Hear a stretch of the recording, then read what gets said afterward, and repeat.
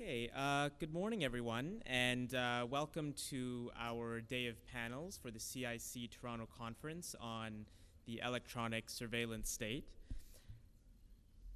I'll just have a few administrative items before I get to describing the program for today.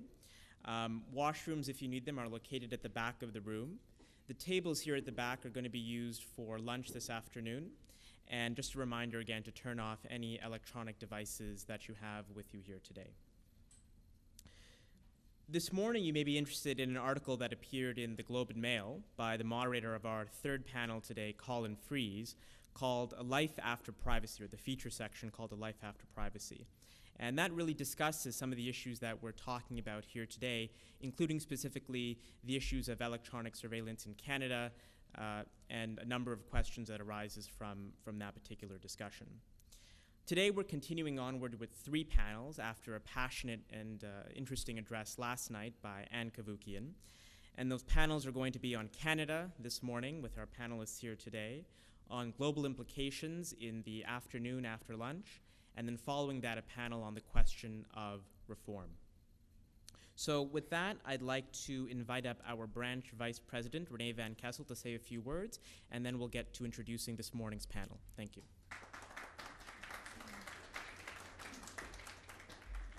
Good morning, everyone, and welcome. Thank you for joining us again on the second day of our first conference in some time. If you were here last night, here, Trinity College, if you were with us last night, you would have heard that the Toronto branch has been wanting to do a conference for a few years, and Shephard was the instigator for this particular conference, having a keen interest in the subject matter, and we're delighted because it's an important subject, and as you can see, very topical and timely, given that it's all over the media today again. We owe a great deal of gratitude to Shephard, generally all of us, as well as those of us on the CIC volunteer branch, because he has almost single-handedly put this together. And it's, as Joanne said last night, a Herculean effort. And so we thank him very much for that. Thank you, Shephard. So before we begin today, for those of you who don't know us, my job is to give you a little bit of an insight as to who the CIC is very briefly. The Canadian International Council is a nonpartisan nationwide membership and research organization established to strengthen Canada's role in international affairs. It is the merger of the CIIA, the Canadian Institute for International Affairs, which existed for 80 years in Canada, and the Canadian Institute for Security Studies. It aims to advance research and dialogue by supporting a Canadian foreign policy network that crosses academic disciplines, policy areas, and economic sectors. And we have 15 volunteer-run branches across Canada. So Toronto is one of them, but only one of 15. And it is run by a bunch of us who have day jobs, who do this in our spare time out of interest and passion for the subject matter. And to give you an illustration of how passionate we are about this, the Saskatoon branch president came all the way in to join us for this conference. And what the CIC really delivers is a vibrant and engaged membership as the cornerstone of what we do here to enable us to have this dialogue together and to bring fantastic speakers together so that we can engage in this conversation. So if you're interested in foreign affairs and Canadian foreign policy, the CIC is for you, and I encourage you to consider joining us. Membership information will be on the tables at lunch, was on the information table. You can ask any one of us. It's this little card in your conference folder. Please consider joining us. Membership is very important. And to give you a little taste of what is upcoming, on Wednesday, March 19th, we're organizing a networking event with NGOs. And by networking event, it means we're putting a bunch of NGOs in a big room, and they're setting up tables so that they can network amongst themselves and with all of us. So if you're interested in working with, volunteering for, if you work for NGOs, please come out to our event. You'll enjoy it. And hear a few remarks from Ikam Opara, who is the board chair of the Ontario Council for International Cooperation. And on March 26th, the CIC Toronto is presenting a panel of speakers to discuss the New Deal for Engagement. And if you haven't heard about this, this comes out of the fact that essentially not one single country will meet one of the UN Millennium Development Goals. So in 2010, 17 of the world's most fragile states came together to call for a New Deal.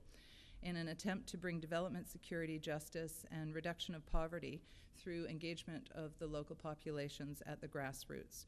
And so we will have speaking Francesca Bomboko, who is from the Ministry of Planning from the Democratic Republic of Congo, Hafiz Musa Alawani, who is from the NGO Secretariat of Focal Point in the South Sudan, and Aaron McCandless, who is the chief editor in the Journal of Peacebuilding and Development. It should be a really interesting and informative event. And you have these two pieces of paper in your conference folders as well, which are details about these two events. So thank you for indulging me in this moment of a little bit of CIC self-promotion. And I will turn you back over to Shephard now so that you can commence with the rest of the day on this very important subject. Thank you.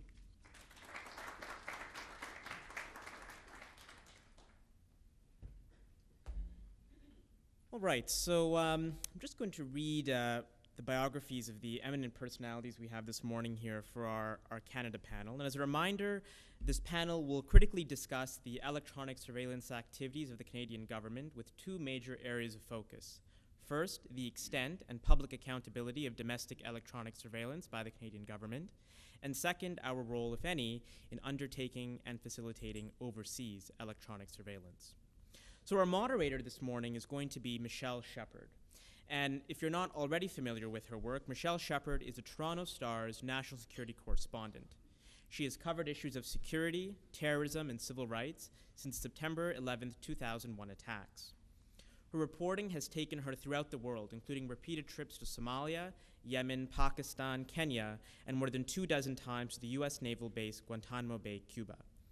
She is the recipient of Canada's top journalism awards, a 3-time winner of the National Newspaper Awards, a Governor-General Missioner Award winner, and was honored by the Canadian Civil Liberties Association, incidentally whose executive director is here as well, in 2012. She is the author of 2 books, Guantanamo's Child, The Untold Story of Omar Khadr, and Decade of Fear, Reporting from Terrorism's Gray Zone. She is currently producing a documentary to be released this year with the National Film Board on the Uyghur detainees from Guantanamo Bay. Our first panelist today, this morning, is going to be John Adams. John graduated from the Royal Military College with an engineering degree in 1965. A coveted Rhodes Scholarship took him to Oxford University until 1967. He then spent 28 years in the Canadian Forces, retiring in 1995 as the senior serving Canadian military engineer. He remained in the Department of National Defense as the Assistant Deputy Minister for Infrastructure and Environment until 1998, at which time he became the Commissioner of the Canadian Coast Guard in the Department of Fisheries and Oceans. In 2005, he was named the Associate Deputy Minister for National Defense and assumed responsibility for the Communications Security Establishment, where he remained until he was named the Skelton Clark Fellow at Queen's University on February 1st, 2012. He concluded his fellowship in April 2013, but will remain associated with Queen's as an adjunct professor in the School of Policy Studies. He is now the owner of John L. Adams Group. Our next panelist, Sukanya Pillay, who's seated to the very left of myself, is the new Executive Director and General Counsel of the Canadian Civil Liberties Association and Education Trust. In 2009, Sukanya joined the CCLA as Director of the Just Formed National Security Program and advanced CCLA's work in fighting for compliance with the Canadian Charter of Rights and Freedoms in Canada's counter-terrorism activities. She has appeared before domestic bodies, including the Supreme Court of Canada, and international venues to argue for the protection and fundamental rights as a prerequisite for the effective protection of peace and security in Canada. Her work has won several awards, and in November 2013, she received the President's Award from the South Asian Bar Association of Ontario. She has made dozens of missions to conflict zones worldwide in Europe, Africa, Asia, and the Middle East, and appeared before UN treaty bodies and Canadian courts on human rights issues. Our last panelist, just seated to the left of John, is Stephen McCammon. Stephen McCammon is legal counsel at the Office of the Ontario Information and Privacy Commissioner. Stephen provides the Commissioner with a broad range of legal services, with an emphasis on issues relating to administrative law, privacy, transparency, and the state. Prior to arriving at the Commissioner's office in 2004, Stephen spent 10 years at the Canadian Civil Liberties Association, first as an articling student, then as staff counsel. Throughout the last 19 years of lawyering, the focus of Stephen's work has been on advancing a principled law and policy framework for the purpose of shaping and restraining the use of intrusive state power. He has performed this function behind the scenes as well as in public before courts and legislative bodies.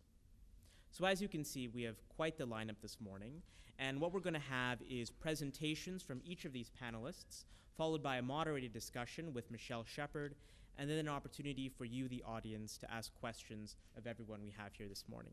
So without further ado, could I welcome Shephard to, or whoever's going to be introducing ourselves today to begin the discussion. Thank you. Thanks. So I think we're probably going to stay seated as we present, unless somebody wants to go up.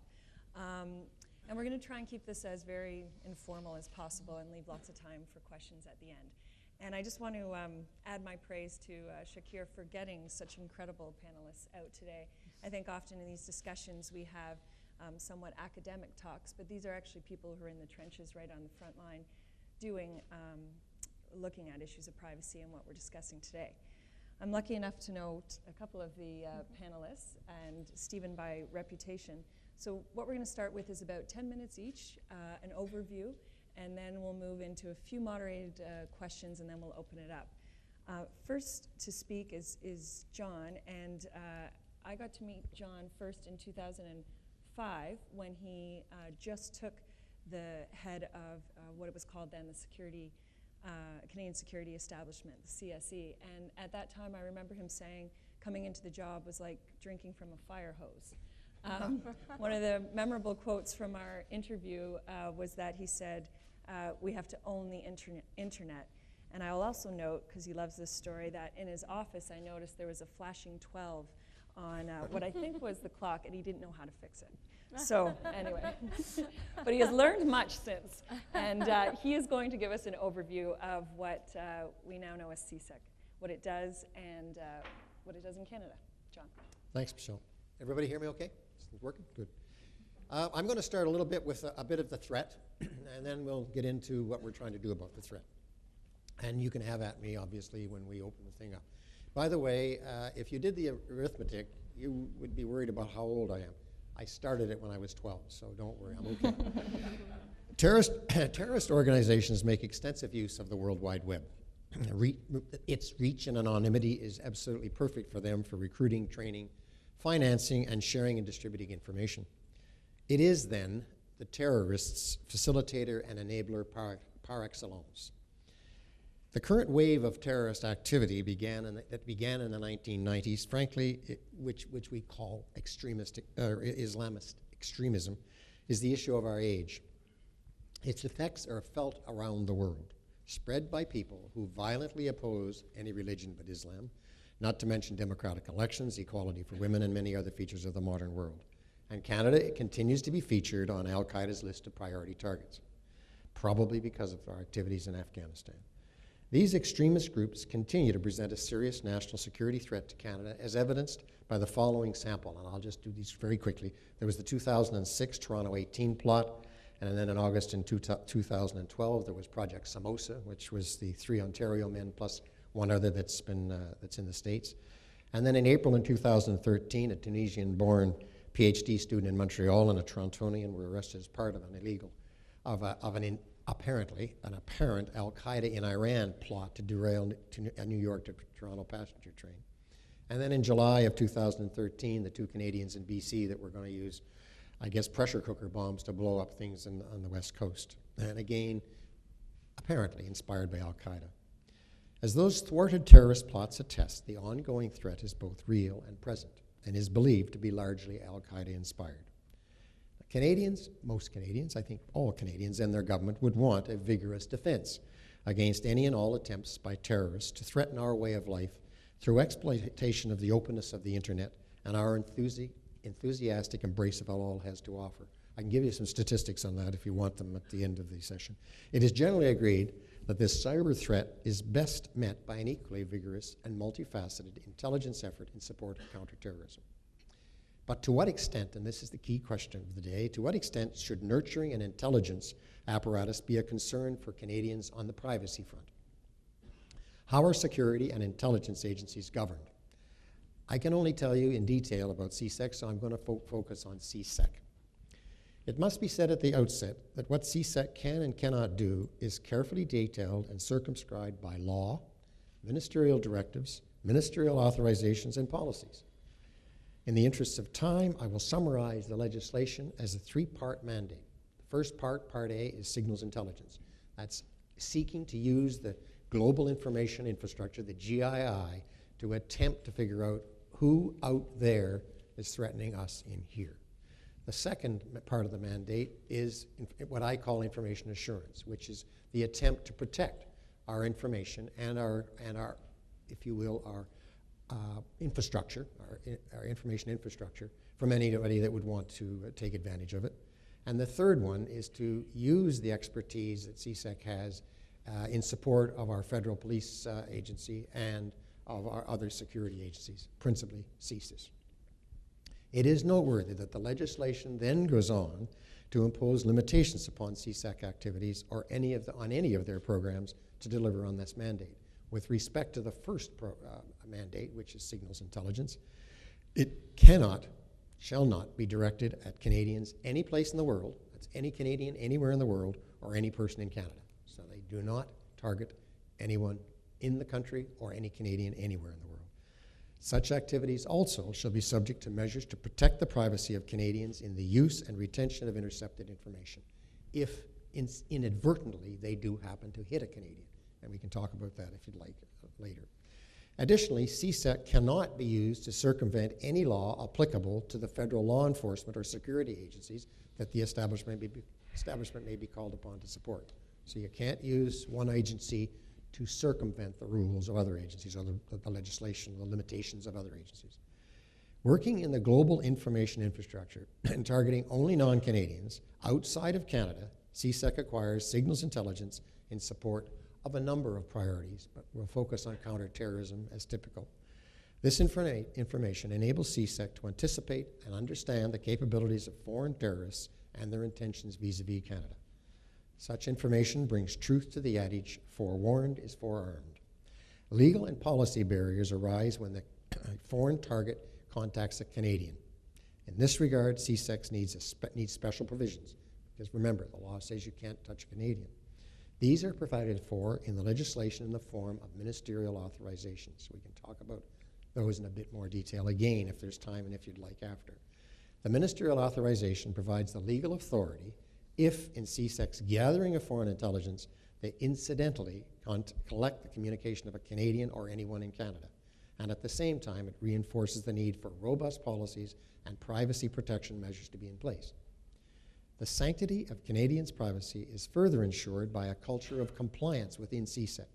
The then Commissioner of the Communications Security Establishment, the review agency, Robert DeCarey, remarked in his 2012 annual report, which was his last report, "I can say with confidence that CSEC's chiefs during my time as Commissioner have spared no effort to instill within CSEC a culture of respect for the law and for the privacy of Canadians." Finally, as I mentioned earlier, regular reviews by the Commissioner are a confirmatory check on CSEC's adherence to Canada's privacy laws, among others. In summary, the legislation, in combination with the review authority of the Commissioner of CSEC, CSE, not CSEC. He hasn't changed his name, we've changed ours. Sees to it that signals intelligence activities do not pose a threat to Canadians' privacy.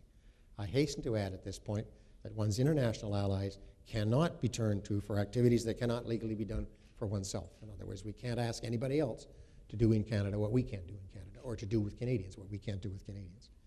Now, what about metadata? It has come up primarily as a result of the Snowden disclosures, but it's been an issue for quite some time. For about 8 years now, the Commissioner has been reviewing any activity that CSEC does with respect to metadata. I'm not going to get into metadata. I think most of you know. Did Anne speak to it last night? She did. Okay, well, I'll leave that. You know what metadata is, essentially. Well, what it isn't is important as well. What it isn't is communication. It's not the body of what people say. What it is, and this is where I think Anne makes a really good point, it has a lot of personal information in it. In both instances, both the private communication, which isn't part of metadata, but if it were, it is protected by the Privacy Act, as is any personal information. So CIC cannot use that portion of metadata. All it can use is what we euphemistically call technical metadata. It's the machine data. And we can't even use that if in using that it would enable us to identify a Canadian. The idea of using metadata has nothing to do with surveilling Canadians. So in fact, yes, metadata is important to CIC, but not as an attempt to survey Canadians. All right? So I'll leave that at that. I won't get into and you know what PIPEDA is? I'm sure that the lawyers will talk a little bit about the protection that PIPEDA provides to Canadians, and that protection is a guideline for what CIC does and doesn't do. But let me just quote a little bit. The current commissioner, this is Commissioner Plouffe, not de Carey. Based on our inquiry and on our accumulated knowledge and expertise from reviewing CIC's metadata and network analysis activities over a period of 8 years. By the way, there have been 5, and he's now doing the 6th review of the metadata work that CIC does. We concluded that this CIC activity does not involve mass surveillance or tracking of Canadians or persons in Canada. No CIC activity was directed at Canadians or persons in Canada. He goes on to say, technical metadata is used to understand the GII for the purpose of providing intelligence on foreign entities outside Canada. How am I doing with time? I'm watching quite closely here. I'm looking forward. Okay. We've got about 3 more minutes. Let me jump forward. Now, in spite of all of that, Canadians are concerned about privacy. There is no doubt about it. And frankly, they simply want to be assured, I guess to the extent that they aren't assured now in spite of what the realities are in the world that I've just described. They want to be assured that in attempting to secure the country, we are not abusing Canadians' privacies. I'm sympathetic to that, and I understand that. Now, why is that? Well, I think it's partly to do with, nothing to do with CIC. It's got to do with what is happening to our privacy as a result of the electronic age. And as Bruce Schneer opines, the internet is a surveillance state. Whether we admit it to ourselves or not, we're being tracked all the time. Google tracks us, both on its pages and on other pages it has access to. Facebook does the same. It even tracks non-Facebook users. Apple tracks us on our iPhones and iPads. One reporter used a tool called Collusion to track who was following him. In a 36-hour period, 105 companies tracked his internet use during that 36 hours. 105. Against that backdrop, suspicions clearly are there among Canadians, and I'm sympathetic to them, regarding what CIC has been doing. And they simply want to be assured that their privacy is not being unduly sacrificed by intelligence agencies in the name of security. The lack of a forum, and this is an area that I have spoken to in the past, the lack of a forum to accommodate public discussion of this security privacy conundrum has been a criticism leveled at the intelligence community for years. Traditional, open, and transparent public debate of this and any other aspect of our security and intelligence operations has the very real downside of compromising the capabilities and tradecraft of our agencies, which would enable the adversary, obviously, to take steps to neutralize their effectiveness. That's been used forever as a problem, as an issue. But as I've outlined above, and I've done it in an unclassified way, the need for operational secrecy certainly does not prevent security and intelligence agencies like CIC from maintaining their obligations with a robust accountability framework, nor does it mean they operate irresponsibly. Unfortunately, you're among the very few Canadians that have even heard what that accountability apparatus is. It still may not be enough, don't get me wrong, and I'll get into that. But the trouble is, even if they are exposed to it, Canadians may not be sufficiently comfortable hearing from people like me about what CIC does and doesn't do, because they see me as part of the problem, not part of the solution. So I agree that there's reason for concern. What I I'm not going to give you my opinion today, but I think there is a problem, not with what CIC is doing, but the perception that's out there with respect to what CIC is doing. And there's no way at this point to close the gap between what I've tried to describe and what the perception is. There's no way at this point of engaging communities.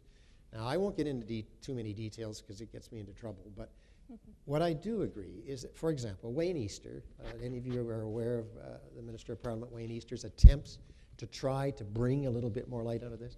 He's pushed a private member's bill. I don't know how far it'll go. Any of you who've got statistics will know that private members' bills don't make it very far, generally speaking. But over and above that, but he's pushing. Over and above that, the Senate Defense Committee, who questioned the two chiefs, the director of CSIS and the chief of CSEC, as well as the National Security Advisor, have also insinuated that they're thinking about trying to get some legislative review, oversight, you can use the term that you like, into this business. And that, to me, is one possibility of trying to close the gap. You get Canadians engaged, at least those Canadians engaged, who then can go out, assure their caucuses, and the caucuses assure Canadians of what CSEC is doing and not doing, because they would get the full briefing. The difficulty with that is they have a heck of a time realizing what they can talk about and can't talk about. But it's done in other countries. Could it be done here? When the NSA was asked, he said, yeah, I don't say it couldn't be done. But as he said, you'll have to make sure that we're not treading on one another's toes, that what, in the case of CSIS, what CERT does, and in the case of CSC, what the commissioner does, that it's rationalized so that clearly they're not stepping on one another's toes. That's all I've got to say. I'm sure the other panelists will come at it from perhaps a different angle, and then we can have a chat. Thank you very much.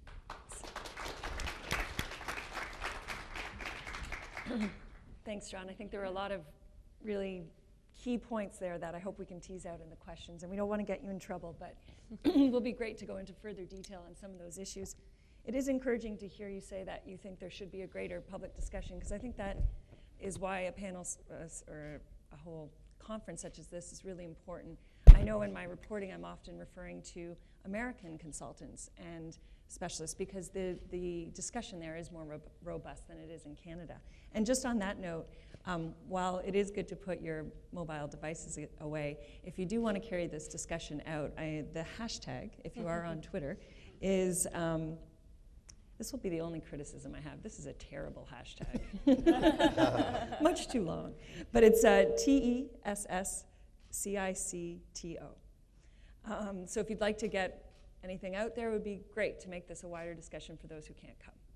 Next up, we have Stephen, who is, I think, going to follow up on a little bit of what John ended with there. Thanks. Am I on? Yeah. You are. Great to be here, and exciting to be part of a conversation that's really starting to take shape in Canada, and kudos to the organization for putting this together, and also for folks coming out and furthering the public discussion. Particularly, we can expect this Canadian Civil Liberties Association to be out front on these issues. It's very encouraging to see former chief of CIC out talking in public. So the thrust of my remarks are going to be on the perennial question, who watches the watchers? And I think it's important to consider, hopefully from the outset, that this file, this CIC file, has the potential to put Canada on the map as a leader with respect to accountability and transparency in the area, the difficult area of national security and national intelligence surveillance powers. It's also critical that we situate ourselves as leaders in respecting what the internet has to offer, not just to those who would do us harm, but to those around the world fighting for democratic freedoms, for innovation and the advancement of human flourishing. The internet is also that vehicle. So how we treat it as governments, as surveillance agencies, and as citizens is vital to our future. Now, CIC's mandate is vast. It's as vast as the global information infrastructure it trolls. CIC's powers are amorphous. They're as amorphous as the new technologies that it leverages, that CIC leverages. And we know that CIC's activities are secretive, thus far as absolutely and as permanently as can be arranged. There's some good reasons why some secrecy is part of CIC's function. It does engage in operations that do need to be kept secret. The scope of the secrecy is, I think, first and foremost the key issue. And in all of this, without the requisite detail or any explanations, we are baldly assured that CIC complies with the law and respects our privacy rights as guaranteed under the Charter. So how do we know this? CIC says so. The Minister of National Defense says so. The Prime Minister's National Security Advisor said so. And most importantly, we are told, the watchdog says so. The CIC Commissioner, the single judge permitted inside the security fence, he says so as well. So I want to bear down a bit and look at exactly what the CIC Commissioner has said in the 12 annual reports his office has published since 2001. 4 points stand out. 1, time and time again, the watchdog speaks in terms so general as to tell us almost nothing about what CIC really does or what the law allows CIC to do. I'm going to come back to the whole issue of directing its activities on Canadians and persons in Canada, but we'll flag that as a key issue for further discussion. So lots of words, little concrete information. Second thing is that in all that time, in all those reports, all those 8 years and before, the word metadata, a word potent with significance for anyone concerned about digital privacy, anyone concerned about surveillance, anyone concerned about the capacity for identifying and profiling people in precise and exhaustive detail. In other words, metadata, a word of vast significance to you and I, as well as to CIC, the NSA, and its allies. That word has only appeared once in all those annual reports, and in passing, in a single report from 2006 and 2007. The third thing that I think stands out from these reports is that the watchdog has had to complain too frequently of inadequate and missing information, of excessive delays in getting answers from CIC, and of its inability to reach definitive conclusions about the lawfulness of certain unspecified CIC activities. 4, and to their enduring consternation, time and time again, CIC commissioners, from former Supreme Court of Canada Justices Antonio Lemaire and Charles Gantier to Justice DeCarey, who's the last CIC commissioner to issue an annual report, all of them observed with deep disappointment that central elements of their findings that CIC complies with the law have been based on an interpretation of the law clung to by CIC and the Department of Justice that the CIC commissioners to a man have disagreed with, calling the difference of opinion about the law a, quote, fundamental difference, saying that they and the intelligence body they oversee are on, quote, opposite pages. Accepting the government's interpretation has been treated as an interim measure with respect to their ongoing you comply with the law analysis. And throughout the 13 years, the watchdog has quietly pressed the government to amend the National Defense Act to rectify what must be an increasingly embarrassing situation. In 2006, in his final annual report, former Supreme Court Justice Antonio Lemaire said that, quote, his one regret will be leaving this post without a resolution of the legal interpretive issues that have bedeviled this office since December 2001. In 2007, Charles Gantier, also a former Supreme Court Justice, said that continued delay in resolving the legal ambiguities, quote, puts at risk the integrity of the review process. In 2009, the Auditor General of Canada described the implications of this fundamental difference of opinion as serious.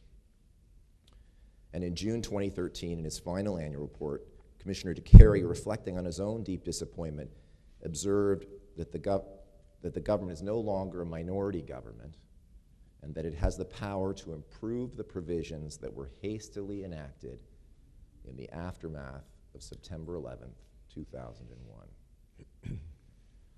So what are they talking about?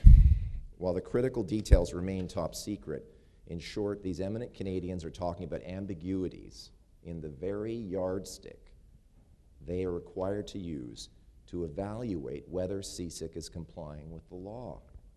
The yardstick is in doubt. In this context, we still don't know to what extent the surveillance tools and methodologies that CIC directs at the world are also sucking up Canadian metadata. We know it's being done, we don't know the extent. In other words, we don't know how much of our metadata is being collected, in what circumstances, for what purposes, for how long it is being retained, and for what purposes, to whom it is being disclosed in Canada and beyond, and for what purposes. Only a handful of public officials are entitled to know these things, and they can't or they won't tell us. All of these overseeing officials speak in cautious terms, carefully crafted within the security fence.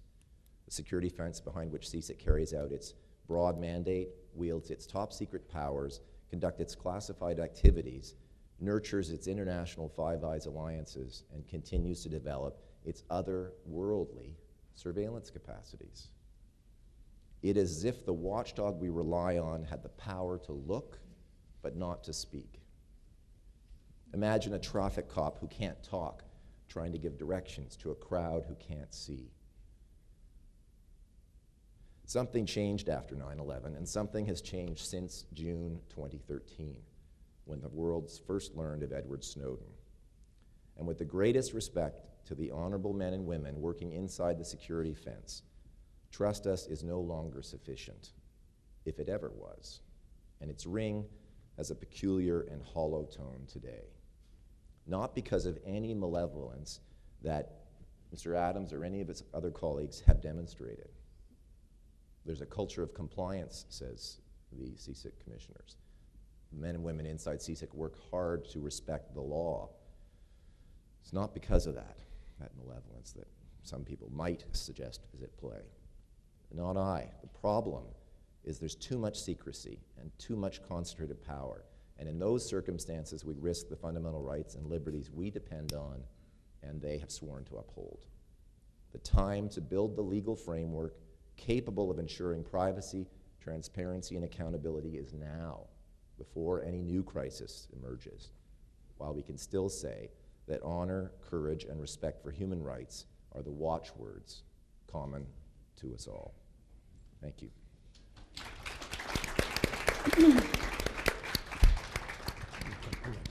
Thank you, Stephen. I was watching John's face when you said power to look but not to speak, so I think that's going to set up an interesting debate after we finish here, and hopefully some questions from you all out there. Sukanya. Thank you. Last to you. Thank you very much. It's a great honor to be on this panel addressing you all today, and I want to thank the organizers, the Counsel and Shephard, and I'm very happy to be up here with Michelle and Stephen and John. Thank you. So I agree with much of what Stephen said, which I'm sure is not a great surprise. I'm with the Canadian Civil Liberties Association, and I'd like to make 9 points today. First of all, we agree, without doubt, that there is a duty of the state to protect us against counterterrorism. Sorry, against terrorism. There's a duty of the state to protect against terrorism, and there's a duty of the state to be effective in its counterterrorism, and that's where we focus our attentions. What is effective counterterrorism? And in our work, we have found, when you look through the last decade, in our view, accountable actions are the most effective. John said that we have to guard against those threats that would destroy our way of life, his exact words, that are threaten our way of life. And I think that's an important point. What is our way of life? And if democratic values are at the core of what this country is about, are those values under threat? Now, why are we having this discussion today? From the perspective of the CCLA, intelligence agencies since 9/11 enjoy a new centrality. It's quite arguable that many of us had never heard of CIC and certainly didn't talk about CIC in the way that we do today. And so we have this situation where we have, there's no doubt that there is a threat of terrorism. They do, John talked about the internet being very conducive to communications because of the anonymity, et cetera. And there is also the transnational nature both of this threat. So we have to look at that. And we also have to look at, are the powers of the intelligence agencies, are they, have the accountability regimes kept pace with the new technologies? And we would argue that they haven't. So if I can zoom out a bit, what are we concerned about? I've been asked to talk about CCLA's concerns and privacy. Privacy is a fundamental right. It's extremely important. The Supreme Court of Canada has said that privacy goes to the heart of a democracy. It's protected in our charter. The protection is found in Section 8, which is the right to be free from unreasonable search and seizure. Looking at the right to privacy and how it's been interpreted as well in international law, we can say that it's the right to be protected against unlawful intrusion by the state. Privacy is so important because it is a foundational right, if you will. It is a right that interrelates to other rights. One cannot enjoy freedom of opinion, freedom of expression, freedom of speech without the right to privacy, and without the full right to privacy.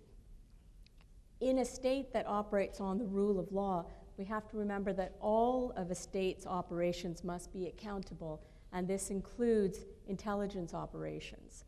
If we don't have the right to privacy, we have a chilling effect on fundamental freedoms in our democracy. Which brings me to the point about mass surveillance.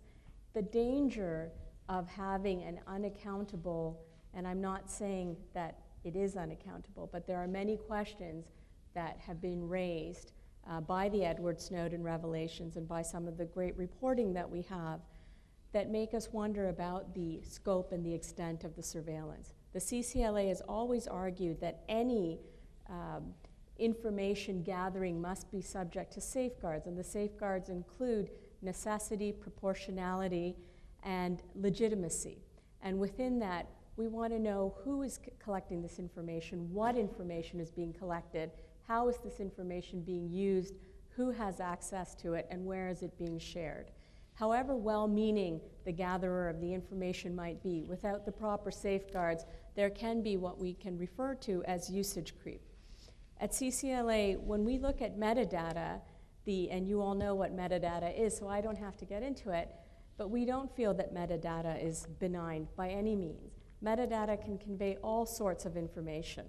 And we are concerned that the entire digital existence of an individual through metadata is now in the hands of the state, or could be arguably in the hands of a state, and not even necessarily in this state. And I know that we may talk about this later, about why would you worry if you have nothing to hide? We can get into that, but the problem that you have when you have this sort of digital existence of somebody captured through the capture of metadata is that not only do you have all sorts of information on an innocent individual, which is already contrary to our concepts of democracy, but you can create profiles on an individual. You can say that this is the individual's patterns, but you can draw conclusions that may not be accurate. And we have already seen the dire mistakes in our counterterrorism activities of the last decade that have resulted in serious and deleterious effects to individuals, such as Maher Arar or Abu Sufyan Abdul Razik, just to name two. The collection of information, mistaken information sharing, false labeling, false conclusions, the lack of safeguards, and unaccountable sharing have destroyed lives. We've already discussed the fact that in Canada we have intelligence agencies. We have CIC and CSIS, which we've been talking about. And CCLA has been concerned about information sharing among intelligence agencies on two counts. One would be the sharing among the agencies themselves domestically. The other is the sharing of information among agencies from domestic to international. So we're very concerned about that, and we've talked about that and how there need to be safeguards. We've called upon our concerns that the recommendations of the Arar Commission to date have not been implemented. Where there is, we have so many agencies at work in the important work of counterterrorism, and we need to have oversight and review mechanisms of those agencies, and we also need to have integrated oversight and review mechanisms of those agencies. And we're concerned that that hasn't happened.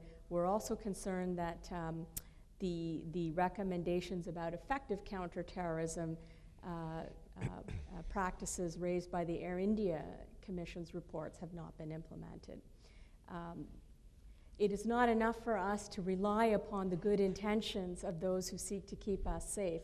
And the decision of November 2013 and the release of the redacted reasons of Justice Mosley, scathing reasons about how CSIS had sought warrants without disclosing that they would be leveraging the assets of the Five Eyes. This is just more, reinforces our needs for proper accountability, which brings me to my next point. And I don't want to repeat what Stephen has said, but not only are we concerned about potential lack of compliance, but we're also concerned about the gaps in the legislation. The legal accountability framework itself has to be looked at. The National Defense Act, for example, has to be looked at.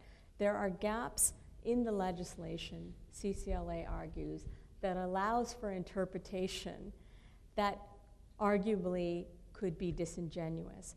I don't think, and I agree with Stephen, I don't think that anybody is malevolent. I agree with John that I think that they're very hardworking individuals and our agencies are so important. But it is a hallmark of democracy to have agencies that are accountable and that operate within proper legal frameworks and abide by safeguards. So, what is CCLA doing about this? We're doing a number of things. For a long time, we've been arguing for privacy safeguards. We've been involved in the cases of Maher Rar, Abdul Razik, and others. Specifically, right now, we're involved in a claim with several other international NGOs in the United Kingdom. There is an action before the Investigatory Powers Tribunal challenging the operations of Tempora, which is their program, similar to the PRISM program of the US NSA. So we are arguing that we believe that Tempora has gathered information or intercepted communications of CCLA illegally and unlawfully because of who we are. When the revelations came out last fall about the allegations that at the G20 in Toronto that NSA had conducted surveillance here, CCLA has filed an access to information request to find out, did CSEC or CSIS, did somebody authorize NSA surveillance? So we'd like to see whatever MOUs exist, if any do. We're not holding our breath, but at the same time, we don't want to leave any stone unturned.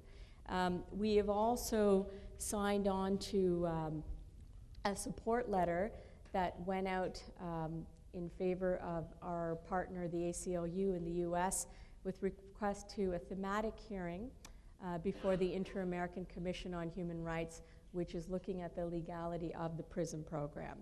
And we have been quite vocal since the announcements of the Canada-US security perimeter. We argued very much on the potential privacy violations that could result from that, particularly given that one of the goals is enhanced information sharing and pooling between Canada and the US. So we're very concerned about that.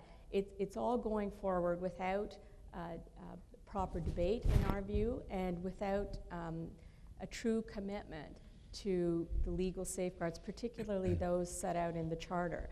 And we joined with Canadian NGOs, and we also joined separately with the ACLU and Privacy International to release 12 core privacy principles. And what we said The 12th one was that we can't get, I'm paraphrasing, but we can't get a foreign agency to do what would be illegal for our own domestic agency to do. So we're very concerned about that. And so I've already mentioned that when we talk about surveillance, it's also very important to pay attention to access, storage, dissemination, and the uses. And so in close, I would repeat that privacy is a core right for individuals in a democracy. We must protect it jealously.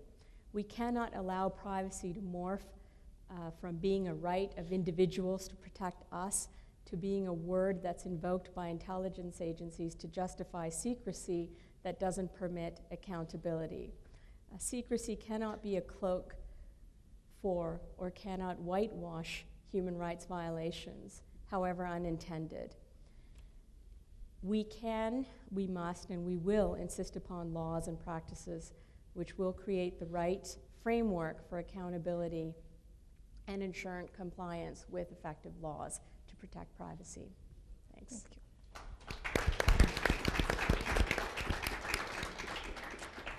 Thank you very much.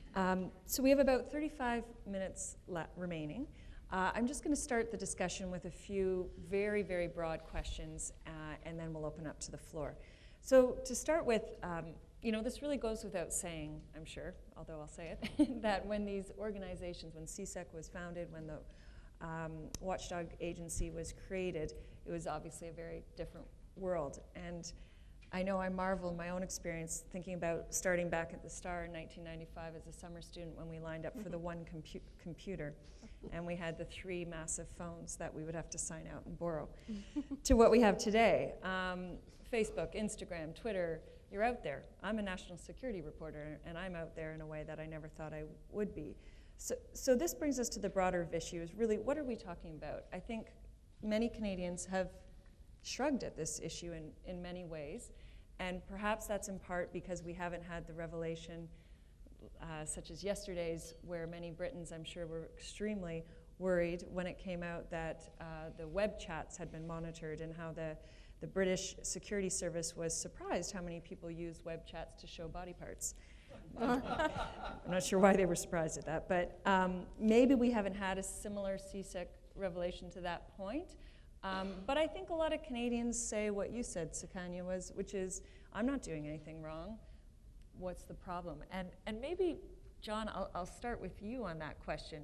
You know, when people say to you, what are we talking about here? If I'm not doing anything wrong, what's the issue? For Canadians? I have no issue with Canadians at all. We don't target Canadians, or CIC doesn't target Canadians. And this confusion about metadata, I can't say an awful lot more than what has already been said to the Senate Committee on Defense, but they're not interested in the metadata as such. All of that information it's against the law to collect it, so it's not collected. All they're trying to do is to, as I think it was the chief said, is to set up mathematical models that will enable them to use and apply on other networks to determine if there are nefarious activities on that network. So it's a technical network, and to the extent that technical network, you can't use that to identify users, and you can't use any of that personal information. It is precluded, and it has been confirmed. Now, I do agree that there is some concern. Can one organization do that? Can one commissioner, can he do that? Has he got that capacity? I don't know. All I know is they gave us 1,000 questions, and they're extremely time-consuming to give them the information they wanted to draw the conclusions that they needed to draw. But no, you're absolutely right. Canadians should have absolutely no fear of what CISEC's doing. I can't say what other people are doing, but and frankly, you're absolutely right. I don't disagree at all that privacy is a fundamental right, and it should be preserved. I have no problem with that at all. I'm going to throw it over to Stephen. Before I do, John, are you able to answer what it is when we say target? I think that's always been a source of confusion, what that word means, that we don't target Canadians. But we cannot direct our activities at Canadians. We have to direct our activities outside the country to what we consider to be people who are not all that favorably inclined to Canada. Now, as I've said, in doing that, if Osama bin Laden was speaking to a Canadian and we were targeting Osama bin Laden, we would also pick up the Canadian. That's an issue. That is against the law, and that's what the authorizations are about. Now, I think somebody asked, I don't know if it was at the Defense Committee, but somebody, I think it was there, asked, well, how many of those authorizations are there? Very small number. I think they said 6, and in my experience, that's about the average. Every one of those are reviewed every year by the CIC Commissioner to make absolutely certain that they were not abused and that they were very limited in number, et cetera, et cetera. So that concerns people, but the reality is that the target was Osama bin Laden. It wasn't the Canadian. That was quite incidental. Now, Stephen is clicking his pen repeatedly and twitching a bit. Dying to get in. Come on in. Yeah. First of all,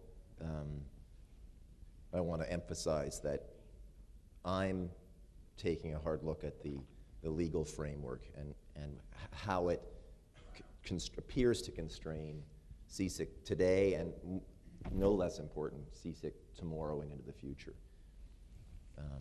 There's some very careful terminology in this statute, and it's being used very carefully by the government. There's no question that the Act says that CIC cannot direct its activities at Canadians. I think there's a real question, however, about what that means. The CIC chief, the current chief, has made a point of saying that we collect even private communications, as in your full conversation on a phone, for example, incidentally. And that metadata is collected for purposes related to trying to make sure that we don't listen in to the wrong phone conversations.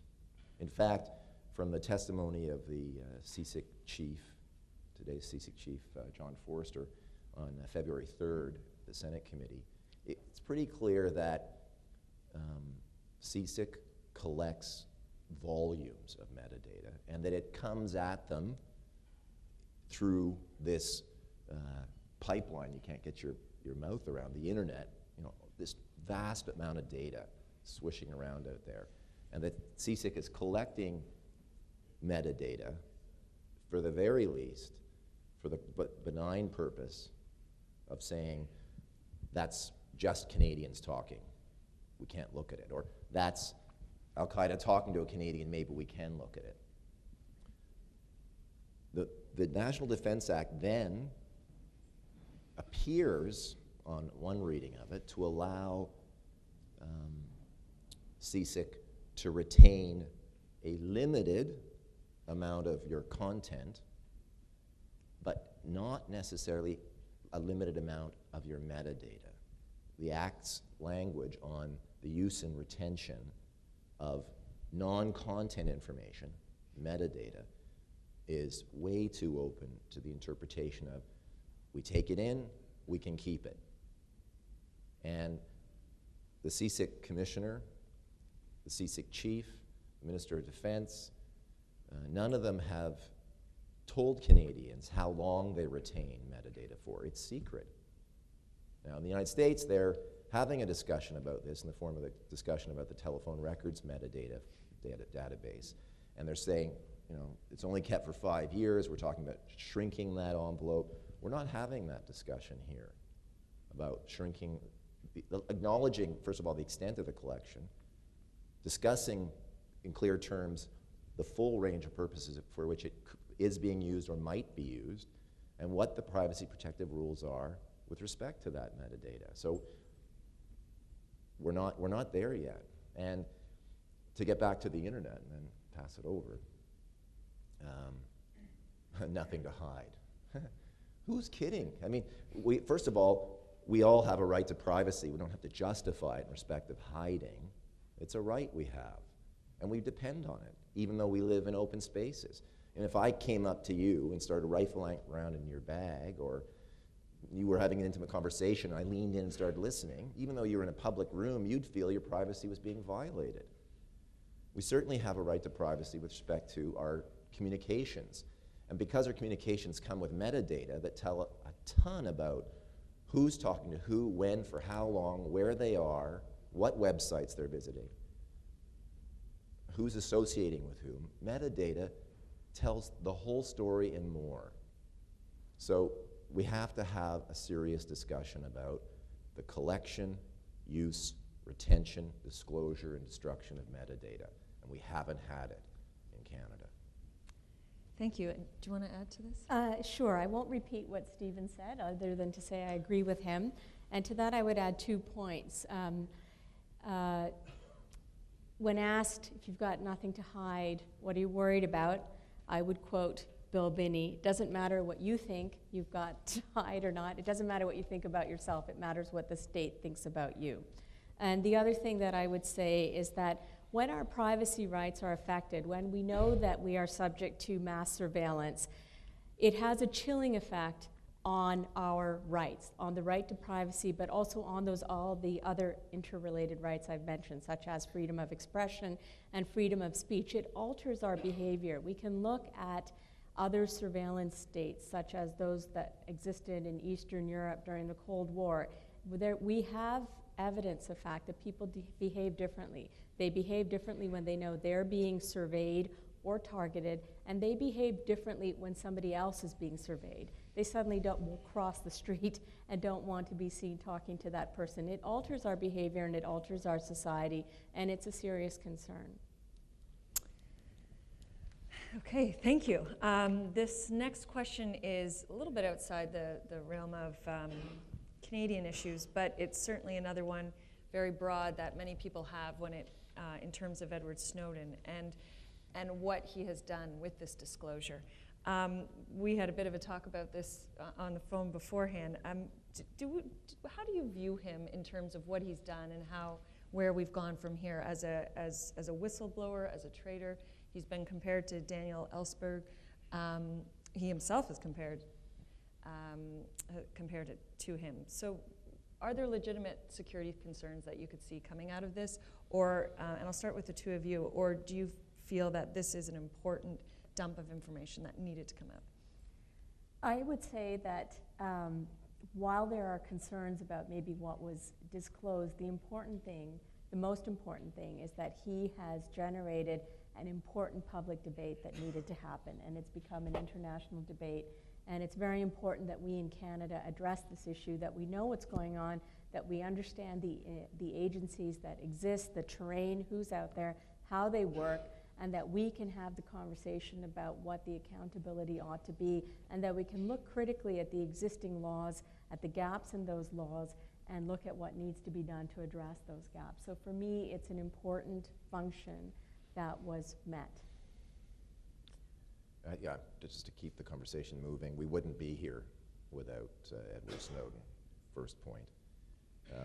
Secondly, if you haven't already heard the eloquent testimony of Mr. Binney and Mr. Drake about their experiences with trying to go through channels and the consequences of trying to whistleblow methodically and carefully inside, you ought to hear those gentlemen testify on that point. At the end of the day, just to pick up a point that Sukanya made, I think when we talk about how people behave differently when they know they're under surveillance, we mean something a little more narrow. We particularly mean something, and we particularly behave differently when it comes to challenging authority. When we know we're under surveillance, it's hard to challenge the authorities. People still perform sexual acts in front of their webcams, apparently, in the Snowden era. I'm sure they do. Just in Britain. Just in Britain. But do we have the courage to stand up and challenge authority, part of our democratic inheritance, when we know we're under surveillance? And I think that's one thing about whistleblowers is that they are unusual human beings who have enormous courage and take enormous risks. Whether they should, at the end of the day, face judicial prosecution and scrutiny is an important other question, but I have no doubt that they're courageous when they take steps to bring out the discussion on issues as important as those related to the issues of the day. John, you talked about protecting tradecraft and also about how it's positive to have public engagement in this issue. Is anything that's come out that you've seen would worry you in terms of the way that CIC operate? Any of the revelations you think have changed? It's hard for me to say. I'm on the outside now, the same as you folks, because once you leave that place, you leave that place. I think the concern I would have, and I don't take issue with anything that's been said with respect to Edward Snowden, I would offer no further comment than that. I think the concern I would have is that the impact it's had on the Five Eyes community. All of you would be familiar with the Five Eyes? Just in case you weren't, it would be obviously the United States, Canada, Great Britain, US, or Australia and New Zealand. Who knows for sure? Because the challenge that they have is they have no idea what's been taken at this stage. I think they have an idea of the volume. It's very large, but they're not sure where it is and exactly what it is and in whose hands it now is, other than obviously what Greenwald and the Washington Post have gotten their hands on, and a few others. So I think that is a troubling concern for, I would suspect it would be, for the intelligence agencies. But apart from that, I think I don't disagree that healthy debate is a good thing. It's just that somehow how you formulate, how you incorporate that healthy debate into this business, which is pretty much surrounded by the secrecy ring fence. And I don't disagree, just to pick up a point that's been made with respect to everything is secret. I don't also disagree that that's a problem. We do tend to hang everything far too much with that sort of that mantra. And I don't disagree with Stephen in that regard. And I think we have to be much wiser with respect, much more judicious with respect to using that term. It's just an easy thing to has been an easy thing to hide behind. And this debate, I think, is forcing some of that out. You've never before seen the director of CSIS, the chief of CSEC, and the NSA before an intelligence committee, or in this case, a defense committee, ever. That's not a bad thing, in my opinion. I think that's a good thing. And they were troubled coming up with answers that they were comfortable with, that they were comfortable addressing or answering in an open forum. And I mean, that's why they're paid the big bucks. They got to squirm and try to answer. I think that's good. I don't think that's a problem. I do continue to be concerned about this continued reference to mass surveillance. I take exception to that, but I will agree to disagree on that one. I'm not going to hit you or anything. I would just say to Stephen, don't worry, Stephen, you're okay. I'm not gonna hit you. I think good debate is fine, but we have to respect one another's points of view and what we can and can't say. Thanks, John. I had one last question, but I think because we're running short on time, this question's probably going to come up with your own questions. I've seen a few familiar faces out there. I know that this is a crowd that's educated on these issues. What I was going to ask about was the CBC report about the metadata through airport Wi-Fi, which I think will come out, and some of Colin Freese's reporting recently in the Globe, but Colin's here, so he can ask that if he wants. So I open up the mic to anyone who has a question. If you wouldn't mind just identifying yourself before you ask it, that'd be great. Good morning. Is my mic on? Yeah, right. My name's John Quarterly. I just got some points I'd like to go through. You may not answer all of them, but I just feel strongly that all these points need to get out there. Trust, I think, is inherent with all human beings. I think we have to be taught to not trust. And I don't think people are addressing that problem. you said about the laws. I think this law may be very disingenuous and it's not honest, because you write laws so they have to be mandatory. I used to write law for government, Britain and here. You write them so they shall and must. So if you've got a law that hasn't got those edicts in there, there's something inherently wrong with the government that's writing it. You said about democracy. We have a fundamentally illegitimate government in this country, with 20% of the population only supporting it, 8% don't. And there's 74% of the population didn't vote for it. So this is something we need to get out there, and people really fundamentally need to understand that. Secrecy within governments, the lack of total privacy equals dictatorship. John, I'm sorry to interrupt you, as you can see, because my Yes. fault, because I've given us not enough time and you've got a line. Yeah, right, okay, sorry. Perhaps just a question at But the I end. would like to know how you get around those problems with, and the main point is that really worries me. You've got all this data. The law says X now. Laws can be changed so that that data can be used. There's no safeguard, and dictatorships use this all the time. So if you could address some of those things. Sure, so we've talked about, thank you very much, so some of the issues that I think have been touched on, the trust, the law, the need for privacy in a democratic society, perhaps just the last issue, if we could quickly address the issue of the law that you're challenging. In this case, is it legal to collect metadata? I mean, that's the overarching issue, I guess, that's being discussed. Well, I would say that I would argue that it's not legal.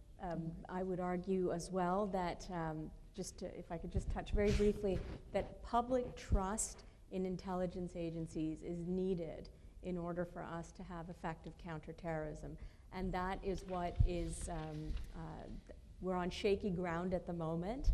And by having clearer laws that don't have the existing gaps, that also keep up with the new technologies, they haven't kept pace with it.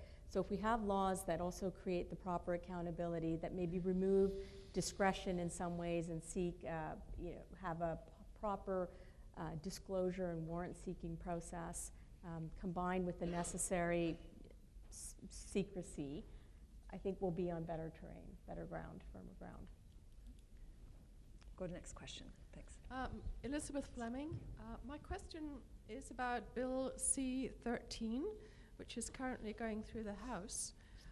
It's called the Cyberbullying Bill, but according to Michael Geist, who is a lawyer with expertise in this area, he says that, in fact, we have a lot of legislation on the books that could, if it was enforced, deal with cyberbullying, and that this legislation is more about increasing surveillance or the capacity for surveillance. In particular, private companies not being liable to give information when asked to government, more information than is currently being given. And I wondered, and also lowering the bar on the need for warrants. And I'm wondering if any of the panelists have had a chance to look at this, and if so, what opinion that they have on Bill C-13. Thanks, Elizabeth. Happy to start. I think C-13, which contains many of the same provisions that were in the previous bill, Bill C-30, which my commissioner, Commissioner Ankavukian, and other privacy commissioners and civil society folks helped alert the critical constituencies and push that bill back. But it's back, largely, in C-13.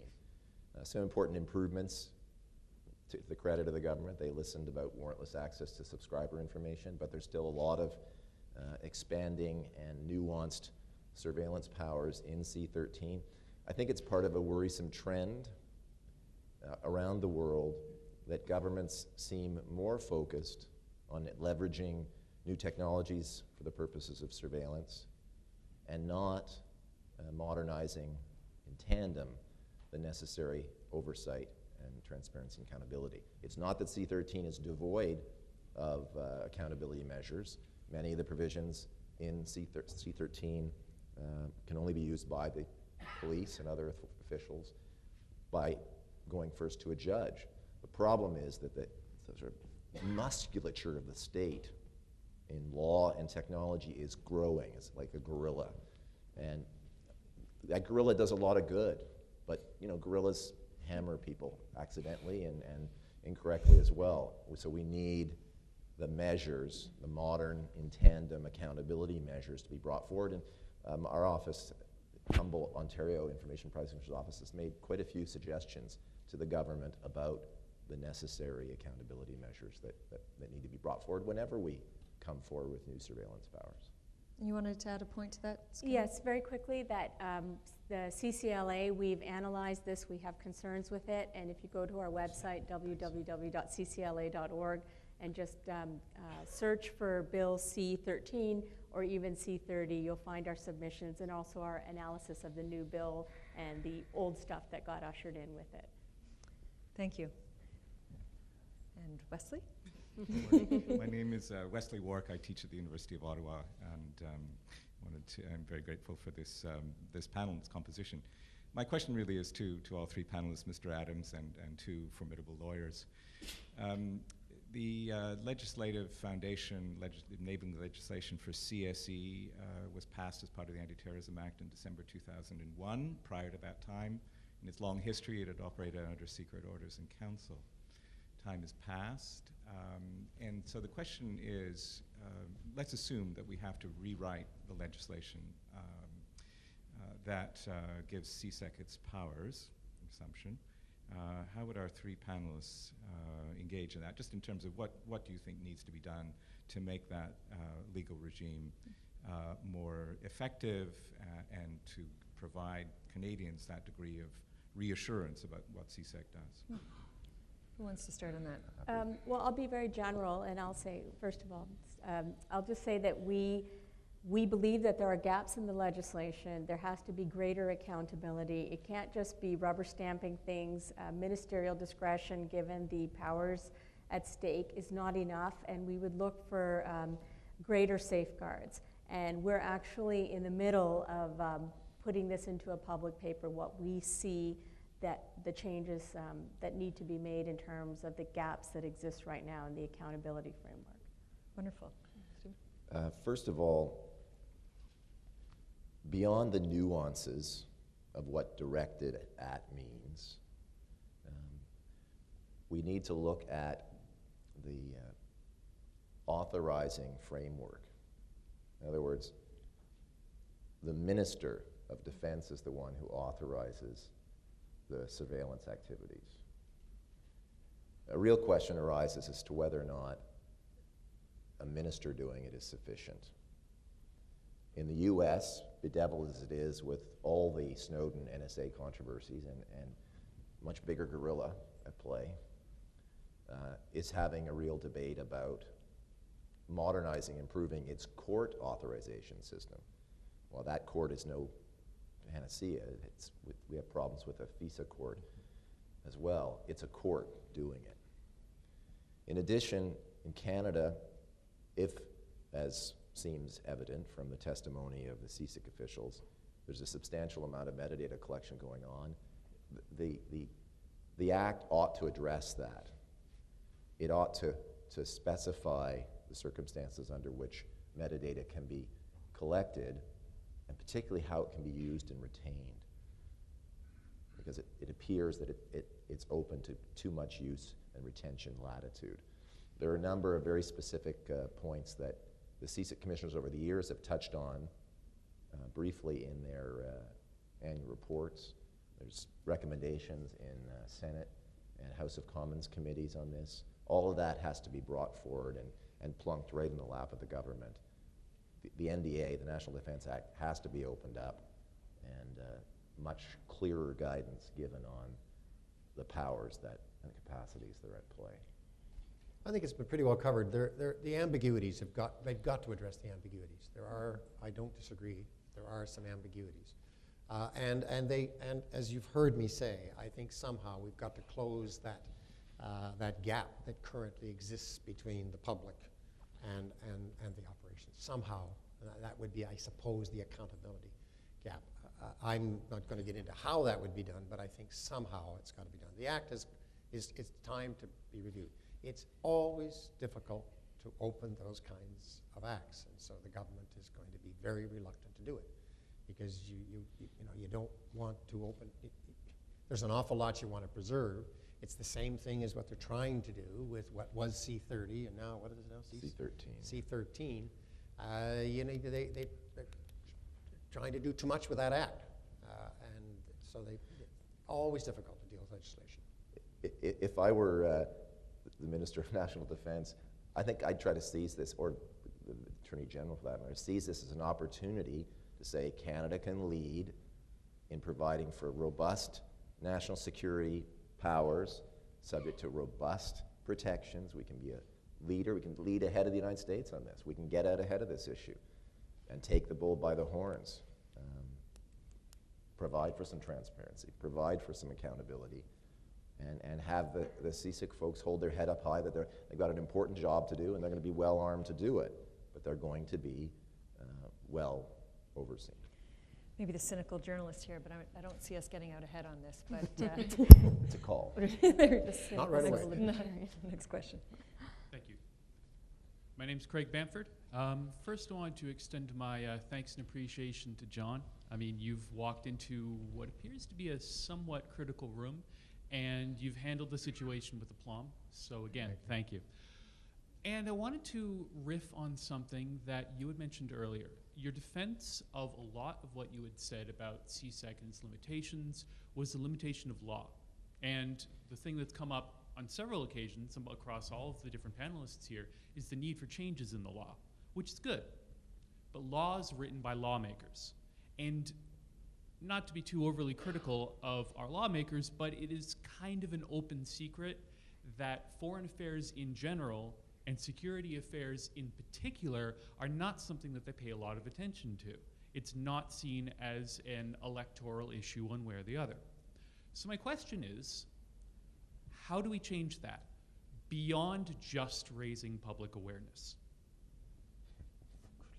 So I guess the question is, how do we build the lobbying effort to make that, if you are supportive of How do we make lawmakers more interested and engaged in these issues beyond the simple, easy answer of raise public awareness?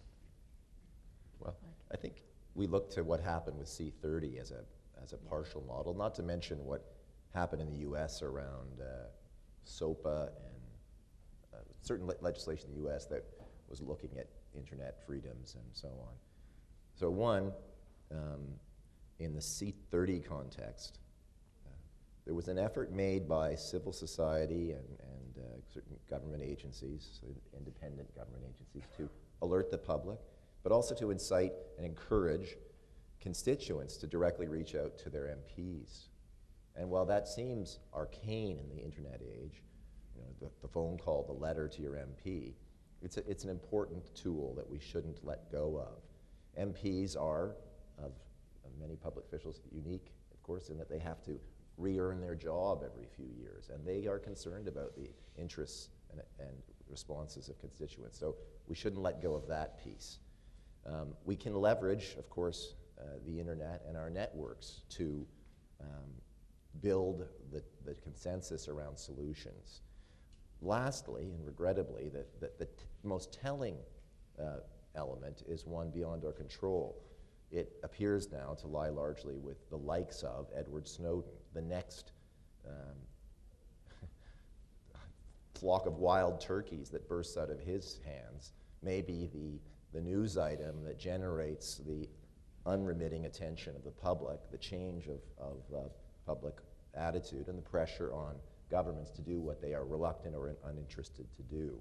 And certainly we've seen in the US that that's exactly what's changed the search situation. The public opinion polling on privacy versus security has gone from security trumps always to privacy is trumping in the minds of the sort of strobe light picture of what the public opinions say. So look for the next flock of wild turkeys out of Snowden. Could I just pick up on, I think we've managed, if you will. You're right, lawyers write the laws, but the legislators direct the lawyers to write the law. And you've got now, I mentioned one MP by name, Wayne Easter, very much engaged. You've got the Defense Committee of the Senate, and I think Wesley would know probably more than I that the parliamentary committee now has invited folks to come and speak to them. So you've got the legislators' attention. Now it's a question of how are they going to react to that, and what are they going to direct the lawyers to do vis-a-vis the law? Wesley, you're still here? He is in the back there. Is the parliamentary committee getting engaged? Not that I've heard yet. I think they're about to. Get ready. So that tweet You hashtag, didn't hear if that you from like, me, by the way. is hashtag TESSCICTO. Thank you, John. Go ahead. Good morning. My name is Zell Artan. I used to do a lot of research in identity theft, anti-money laundering. I read a lot of privacy impact assessments by Hugo Toffel III.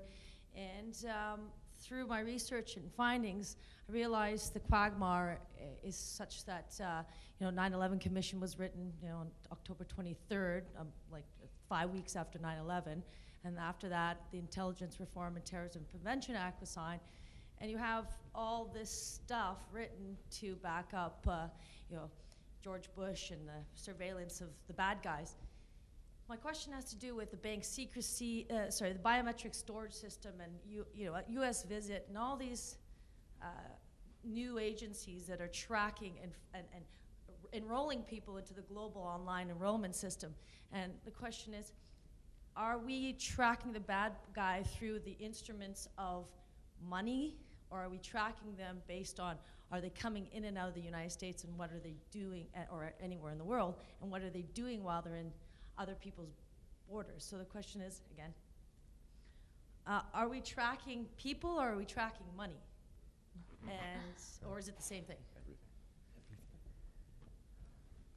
Or are we tracking information? You name it and we'll track it. Okay. So follow up, how do we go, if you have things like the National Strategy for Information Sharing that was put into place December of 2012, and George Bush's executive orders one after another, how does Canada actually deal with it with our, PEPITA and Sarbanes-Oxley if everything is routed in and out of America? Do we really even have a say in anything? Yeah, there's a couple of really good points in there. I think, one is just the general, as you say, you will track anything. How effective is this? This has become an incredibly, incredibly expensive endeavor, and it does seem that now we're looking sometimes for a needle in a haystack. That's one. And I think you were going to address one of the other issues as well, Shephard. Yeah, I mean, part of what we've talked about is, I think you were right. You also brought up another important point about how there are so many different agencies, including financial, that are tracking things. And so one of the points that we've made is there are so many people or actors who gather information and share that information. And so that's why we continue to call for an integrated oversight review mechanism, something that would look over all of those, but then each one of those independent actors needs to have proper accountability and review mechanisms as well, and oversight. How does the Foreign Intelligence Surveillance Court fit into all that? In terms well, I think that's the other issue, that so much of what we do goes through servers in the States anyway. This is an issue that Ron Debert's brought up before. Just quickly, I'm not going to speak to the FISA court so much as think about the right to be forgotten. It sounds like a strange right, and it's certainly not yet one that we can claim in law, but my heart sure cries out for it. The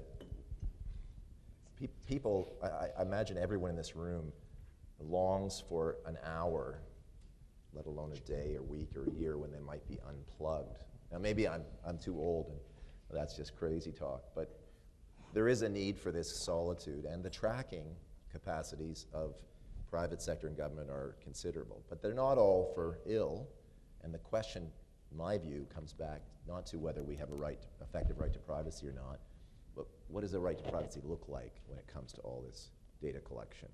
And at the very least, it looks like clear legal rules and cultural values that say, we collect information for particular purposes and respect those purposes and limitations. When we need to do something exceptional, we get the appropriate authorities, and we back it up by showing that we are honoring our commitments through reliable systems of audit and accountability. So whether you're government or private sector, the right to privacy is not gone because we live in the digital age. In fact, it's become, it's almost like it's really being born now as this architecture within the architecture of the digital age, this architecture of accountability and control. That's the right to privacy, and the FISA Court is just, in a way, a note within that. It's one of those mechanisms, purpose for which, however effective it's in fact being, the purpose of which was to build in some of those controls and accountability measures. And John, maybe I could ask you to answer the final point of, because we can collect it, should we? I mean, I was down in Utah a couple months ago looking at the new facility there, Bumblehive, I think it's called, the NSA's facility. Billions and billions going in to store data. Is there really a way to mine that? That's the challenge. I mean, I think we're data rich and intelligence stupid.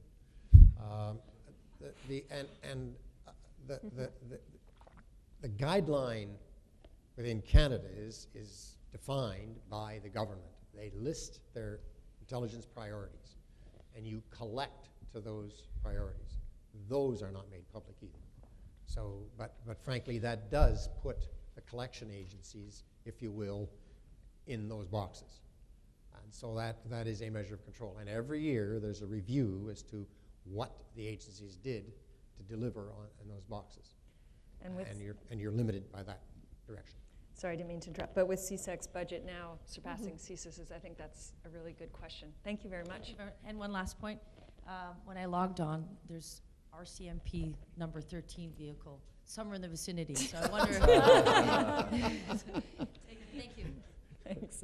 And we just have about 5 more minutes, so hopefully we can get through the questions I'll there. make this quick. My name is John Regan. I'm wondering if you would comment, anyone on the panel. Let's assume that the government's mandated to, only look in certain situations, but they're mining all this information and collecting it. What's your comments on that exposure to non-Canadian interests? Or they can, I know there's going to be secrecy and encryption and all that, but if this information gets out beyond the Canadian borders, I wonder if you would want to comment on us collecting that information, even though we're limited by what we would do with that. I think what I take from your question is there's a privacy interest, or there are interests in surveillance of non-citizens. Is that? No, I'm saying if we collect this information. This information. The government on us or data, let's assume that they're limited by what they can do with it, but it's still collected. Yeah. Yeah, can I jump in, Steve? Absolutely. This is a point that we're very concerned about. I think you raise an important issue, and that is access. So we have all of this stored here. We have this haystack, if you will, but who else has access to that, and how is that being shared? And again, that's why we come back to accountability. What's the oversight? What is the structure of this? We've seen what happens before when our information is shared in a way where it hasn't been done properly. And we also know from our work on the Passenger Protect program and Secure Flight in the US that they can go into travel agents' databases, but now we don't even need to do that anymore. The airlines in Canada just send everything right away to the US government. But access, hugely important. Thank you. I'm Lisa Austin. I teach at the University of Toronto. I had a question for you, John Adams, and I just wanted to echo how delighted I am to have you here and answer and speak so candidly about a number of things. I know it's difficult for you. So my question, I just want to take on you talking very helpfully about the CIC metadata program being about technical metadata, right, and it's not being used to target Canadians. And one of the, and also that part of what that means is it's not personally identifiable. So in other privacy contexts, when we talk about what's identifiable and what's not identifiable, often people will say, well, anonymity is in the eye of the beholder, right? It depends on what other information you have that you can use to potentially re-identify. So a data set on its own might be anonymous, but if whoever gets access to that has access to other sorts of information, they can re-identify. Which picks up on the previous gentleman's point about, who gets access to this information, what information do they have that could be used to potentially re-identify and do different things with this data. So my specific question, though, in that kind of context of data sharing is, because you've mentioned and emphasized so often that CIC isn't targeting Canadians, but there's this other part of CIC's mandate, which is its assistance mandate. So CSIS and the RCMP and the Canadian Border Agency, right, all of them can actually direct their activities, however we decide direct or target might mean. I mean, they can all do that against Canadians and persons in Canada. Is the metadata program sealed off from that assistance mandate, or can it be leveraged and used in relation to the assistance mandate? The only there's never every 99.9% of what the surveillance agency, what CIC does in support of both RCMP and CSIS is warranted. It's warranted. So they've got a warrant. So that's they have the authority. I think that's the right word. The authority to target a Canadian. If they need CSEC assistance to do that, CSEC can be in, but it's all warranted. Anything CSEC has that's related to that target would be available. But it's got to be a warranted target.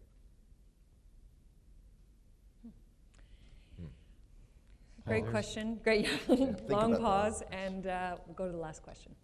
My name is Mark. My question is, given that the United Nations has over 190 definitions of what a terrorist is, what exactly is the intelligence community fighting against?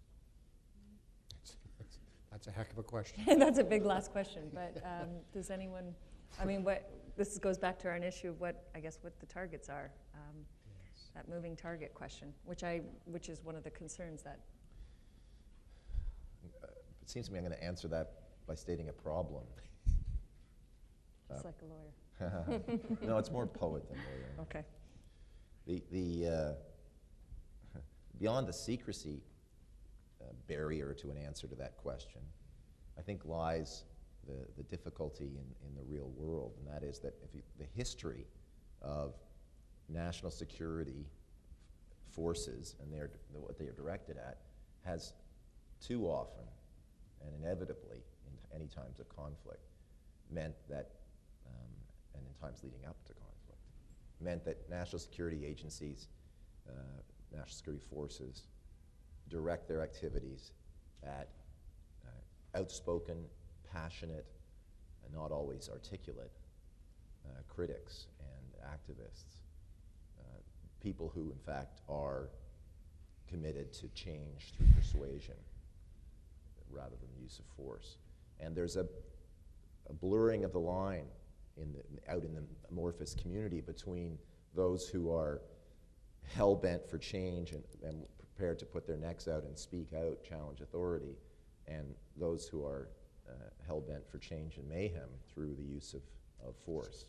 So what that means is that national security forces will direct their attention, particularly in times approaching and turning into crisis, not only at those wielding weapons, but those wielding words. And that is a problem that has to be directed into this space as we think about how we structure these powers. And of course we know that it doesn't take a totalitarian government, the leadership doesn't have to be the dictator on top to have these problems. If you look at the history of J. Edgar Hoover and how information was power and information was used and wielded inside the FBI in those years, it was wielded against Martin Luther King and any number of civil rights activists. And I suggest when you have that much power concentrated in secret, it's also wielded against the political leadership who feels super reluctant to dig out and challenge the entrenched officials who have become malevolent.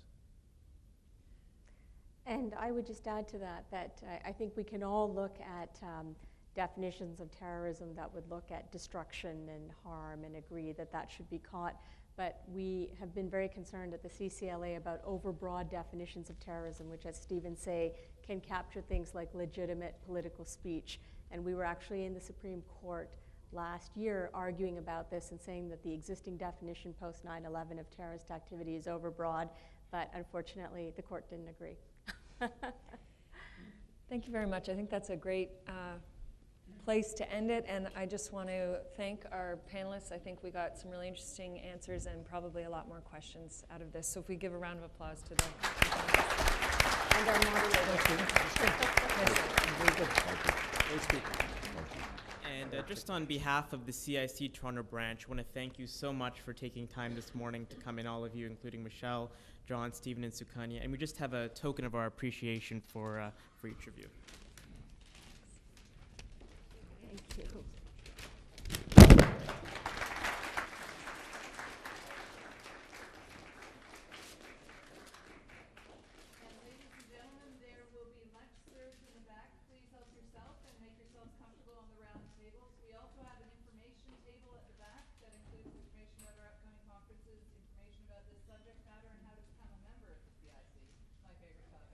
Please enjoy lunch and be